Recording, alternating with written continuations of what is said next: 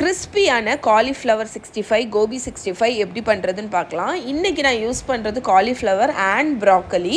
நீங்கள் வந்து காலிஃப்ளவர் வேணும்னா யூஸ் பண்ணிக்கலாம். ஃபஸ்ட்டு குட்டி குட்டியாக கட் பண்ணிக்கோங்க, அது ரொம்ப இம்பார்ட்டண்ட்.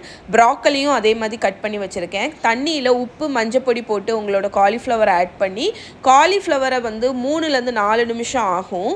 அதை நல்லா வடிகட்டி எடுத்துருங்க.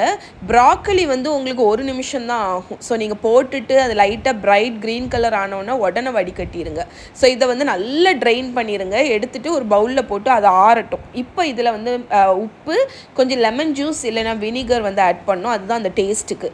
யூஸ்வலாக ஃபுட் கலர் ஆட் பண்ணுவாங்க. நான் அதுக்கு பதில் Kashmiri chilli powder, garam masala powder, மஞ்சப்பொடி, நிறைய இஞ்சி பூண்டு பேஸ்ட் போட்டு நல்லா மிக்ஸ் பண்ணி இது ஒரு 10 நிமிஷம் மேரினேட் ஆகுறதுக்கு விட்டுருங்க. இப்போ இதில் அரிசி மாவு, மைதா மாவு, கார்ன்ஃப்ளவர் இதோட அளவு எல்லாமே நான் கீழே டிஸ்கிரிப்ஷனில் ஆட் பண்ணுறேன். அதை ஆட் பண்ணிக்கோங்க. கொஞ்சோண்டு சோடா உப்பும் போட்டுக்கோங்க.